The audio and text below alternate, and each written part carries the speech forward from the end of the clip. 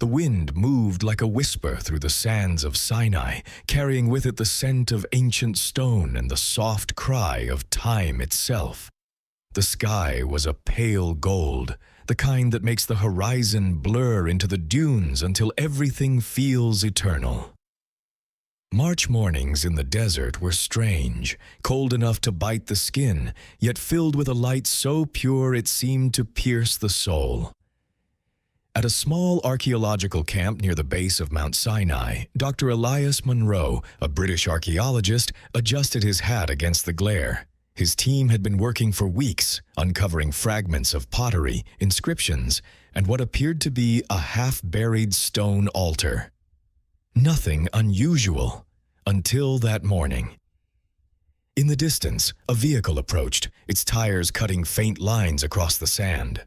From it stepped a woman, Miriam Al-Fayed, a local historian assisting with regional permits. But it wasn't her arrival that caught Elias's attention. Clutching her hand was a little girl about 6 years old, wearing a white linen dress and staring wide-eyed at the mountain. "Her name is Layla," Miriam said, noticing his curiosity. "She's my niece. I hope you don't mind. Her mother is ill, and I had no one else to leave her with." Elias smiled kindly. "Of course not. She'll be safe here. Just keep her away from the excavation trench." But Layla wasn't listening. Her gaze was fixed on Mount Sinai, unwavering, almost reverent. Then, softly, she whispered, "It's here." Elias turned. "What's here, little one?" "The door," Layla said in a voice that seemed far too calm for a child.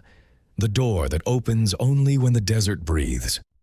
The archaeologist chuckled gently, assuming it was childish imagination. Yet something in her tone, the way her words carried through the dry wind, sent a faint chill down his spine. Hours passed. The temperature rose mercilessly. The team dug and brushed in silence, beads of sweat tracing paths down their necks. But Layla kept walking slowly around the camp, her bare feet leaving small, perfect prints in the dust. At noon, when the sun stood directly above the mountain, a gust of wind roared through the camp, so sudden and violent that it knocked over tents and scattered tools. Everyone ducked, covering their faces. When it passed, the silence was complete again. But Layla was standing a few meters away, her hand pressed against a slab of stone half buried in the sand. Her eyes were closed. "I found it," she said softly. "The door is waking up." Dr. Elias's heart pounded. He didn't understand why, but he walked toward her, slowly, as if approaching something sacred. The stone under Layla's hand began to vibrate faintly, grains of sand sliding off its surface, revealing a series of ancient Hebrew symbols none of the team had seen before. And when Layla opened her eyes, they weren't the eyes of a child anymore. They were ancient, knowing, and filled with the weight of 1,000 forgotten years. The wind had fallen still. For a moment, the entire desert seemed to hold its breath, as if the sands themselves were listening. The slab beneath Layla's small hands shimmered faintly under the sun, symbols glinting like fire trapped inside stone. Dr. Elias Munro knelt beside her, his throat dry. "Miriam, take a look at this," he murmured. Miriam approached, shielding her eyes from the glare. "Those markings, they're not like any Sinai inscriptions I've seen," she said softly. "They look older. Much older." Layla didn't move. Her gaze stayed fixed on the stone. Then she whispered in a language that neither Elias nor Miriam recognized. A rhythmic, haunting string of syllables that felt alive, vibrating through the air. Nariah el-Esh, Malkuth, or Ha-Ruach. The sound was mesmerizing. Even the desert wind stirred again, as if responding to her voice. "Layla!" Miriam gasped, reaching for her. But Elias stopped her gently. "Wait, she's saying something meaningful." Layla blinked slowly, her lashes trembling. "He wrote it," she said faintly. "The one who carried the fire." "Who, Layla?" Elias asked. But the child only shook her head and pointed toward the mountain, its dark ridges cutting into the sky like the fingers of a giant. "He's still there," she whispered, "waiting." A strange unease crept through the camp. That night, as the team gathered for dinner under the pale desert moon, no one spoke much. The sky was cloudless, filled with brilliant stars, so many that the air itself seemed silver. Yet the wind kept rising and falling in eerie patterns, carrying faint, melodic tones. Layla sat alone by the fire, staring at the flames. "Do you hear them?" she asked Elias when he approached. "Hear what?" he replied. "The ones beneath the sand. They're not asleep anymore." Elias tried to smile, but the child's words gnawed at his rational mind.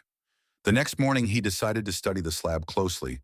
With careful brushes and soft instruments, he and Miriam cleared the remaining sand, revealing a full inscription ringed with burn marks that had somehow not eroded over millennia. He traced a line with his gloved finger and froze. The symbols weren't merely decorative. They formed a map, or perhaps a warning. Miriam leaned closer. "Those words, 'Look here,'" she pointed at a faded sequence. "It mentions a name. Nariah, I think." Elias frowned. "That's what she said yesterday." At that exact moment, a gust of hot wind swept across the dig site. The air shimmered with heat. Layla screamed, not in fear, but in recognition. Her small hand shot toward the symbols again. Suddenly, a flash of light burst from the cracks in the stone, blinding everyone for a second. When the brightness faded, the symbols were glowing faintly, as if lit from within. Layla collapsed into Elias's arms, trembling. Through her tears, she whispered, "He's calling me back. The mountain remembers." Elias looked up at Mount Sinai's towering silhouette, its peak haloed in sunlight. He didn't yet understand what was happening, only that the impossible had begun, and somewhere deep within the mountain, something ancient had stirred. The morning sun burned low behind the dunes, painting the world in copper and gold. The desert had not slept. The wind had whispered all night, brushing over the tents, weaving through the stones like a restless ghost. Dr. Elias Monroe hadn't closed his eyes. Layla lay asleep in a cot inside his tent, her small hand twitching occasionally, as if reaching for something unseen. He had spent hours staring at the glowing symbols, which by dawn had faded again, leaving behind only the scorch marks and a thin scent of ozone. Miriam entered quietly, carrying 2 cups of bitter coffee. "She said a name," she murmured. "Nariah. It appears in some forgotten Coptic hymns, the bringer of light. But no record of such a man or god exists in Hebrew scripture." Elias rubbed his temples. "Then why does a 6-year-old Egyptian girl know it by heart?" Outside, the wind shifted. A sandstorm was rising again, rolling in from the east. The archaeologists scrambled to cover the site, but Layla stepped out of the tent barefoot, her hair whipping wildly. She stared straight into the wall of sand and raised her arm. The storm split, a narrow path opening through the raging dust. And for a moment, Elias saw it, a silhouette, tall, robed, carrying something that shimmered like molten gold. Layla turned back, eyes wide. "He's waiting at the mountain's heart." 3 days later, after the storm subsided, they found it. A narrow passage carved into the base of Mount Sinai, half hidden beneath a veil of sand and stone. It was not natural. The entryway had smooth, deliberate lines and a faint pattern of symbols identical to those on the slab. "Impossible," Elias muttered, brushing dust from the wall. "No record of any such structure beneath Sinai exists." Layla placed her hand on the entrance and whispered, "It was sealed so they couldn't find him." "Who?" Miriam asked. Layla's voice trembled. "The one who disobeyed the fire." A cold silence hung over them. They entered with lamps and cameras, descending a tunnel that spiraled downward. The air grew heavy and hot, filled with the scent of minerals and something faintly metallic. At the bottom, they reached a chamber, vast, circular, lined with carvings that depicted figures carrying flames in bowls, offering them to a radiant being above. Elias stepped closer. "Miriam, these carvings predate everything. This could rewrite history." Layla approached the center of the chamber, where a stone pedestal stood. On it rested a cracked tablet covered in soot. She touched it, and a wave of light pulsed through the room, faint but unmistakable. Suddenly, she fell to her knees, gasping. Elias rushed to her. "Layla!" Her eyes snapped open, but when she spoke, her voice was not a child's. "I carried the flame once. I failed, I let the fire fall." When Layla woke, she was trembling. Miriam held her close, whispering prayers. Elias recorded every symbol, every carving, his rational mind battling the impossible evidence before him. Layla began drawing in the sand, symbols neither of them understood. "They're words," she said. "From before the tablets were broken, he showed them to me." "Who showed you?" "The man with the light, Nariah. He was punished for speaking the truth." Her small fingers traced a spiral. "He said the mountain remembers everything, even pain." That night, as the team camped outside the chamber, strange lights flickered across the mountain's peak. Silent streaks of blue fire dancing across the sky. The air hummed with static. Miriam whispered, "It's like the stories of Moses, but different, older." Elias didn't answer. He was staring at the stone tablet under the lamplight. Faint words glowed along its edges, in no known language. And then, in the distance, Layla began to sing, the same ancient melody she had spoken on the first day. Each note seemed to awaken something in the earth, a vibration deep below their feet. The next morning, they found part of the mountain's side collapsed, revealing a hidden alcove filled with charred remains of what looked like scrolls and tools. Among them was a fragment of gold, melted into a strange, irregular shape, as though once alive. Layla stared at it and whispered, "That's what he carried." Elias examined it under a microscope. The material was unidentifiable, neither metal nor mineral. "Layla," he asked softly, "what was this flame?" She looked up, tears glistening. It was truth. They feared it because it couldn't be owned. That night, the desert turned cold. The moonlight fell over the mountain like liquid silver. Elias sat awake, replaying her words. He realized then that Layla wasn't remembering. She was reliving. Days passed.